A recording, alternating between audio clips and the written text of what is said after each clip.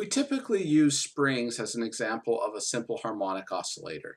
Here's another very simple harmonic oscillator. It is called a pendulum. We're going to look at the simple pendulum. The equations for pendulum could be quite complicated.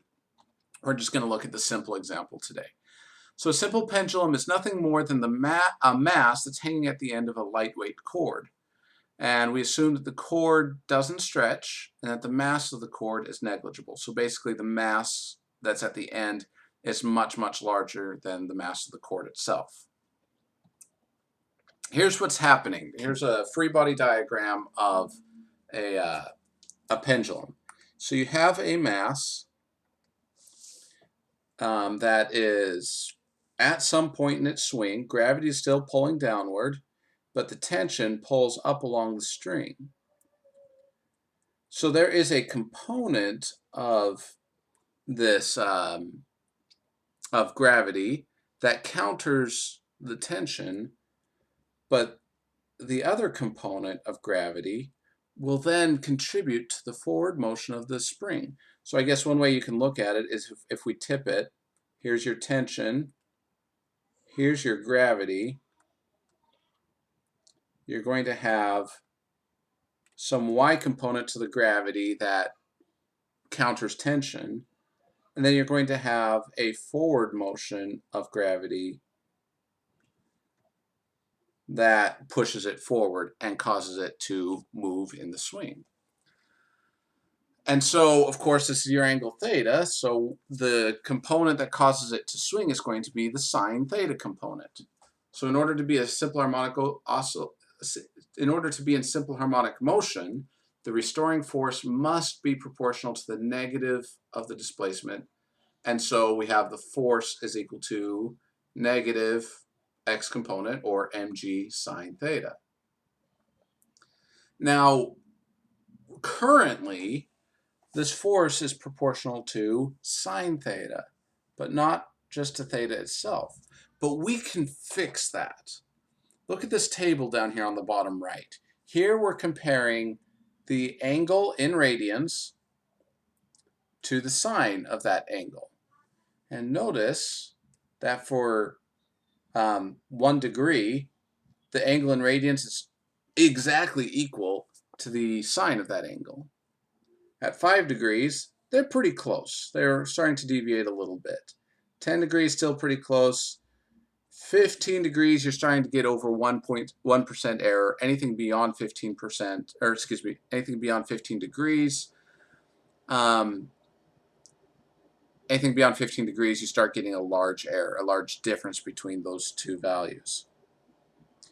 So if the angle is small, meaning theta is less than 15 degrees, then you could say that sine of theta is equal to theta, and that theta has to be in radians.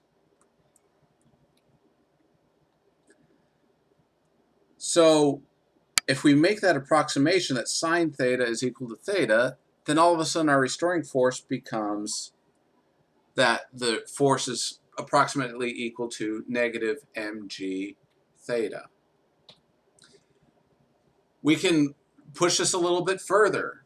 We know the arc length formula, that S is equal to L theta. L being the radius, S the arc length, theta the angle.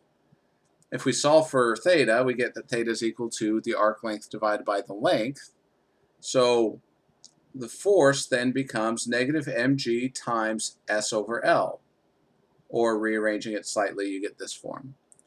Now compare that to Hooke's law. You have your force, you have your displacement, S or X, and X in the Hooke's law, S in the pendulum equation, which means that what's left, the mg over L, is very similar to this value of K. So we can use the approximation that our spring constant K, in the case of a pendulum, would be written as mg over L, where m is the mass at the end of the string, L is the length of the string itself, and g would be, of course, gravity 9.8. Therefore, for small angles, the force is approximately proportional to the angular displacement. And so our period changes from 2 pi times the square root of m over k We put in our new value of k here, and it comes out to that the period is equal to 2 pi times the square root of L over G. And the frequency would just be 1 over the period, so 1 over 2 pi times the square root of G over L. Again, in order for this to be true, theta has to be small. It will not work otherwise. So as long as the chord can be considered massless and doesn't stretch, and that the amplitude of the swing is very small, the period does not depend on the mass at all. So you can try this out. So next time that you're out somewhere and you see a chandelier or some hanging object that is swinging, you can actually time how long it takes for one period. Easiest to time 10 periods and then divide that time by 10 to get one period. And you can find the length of the string of that pendulum. Kind of a really fun thing you can do with pendula.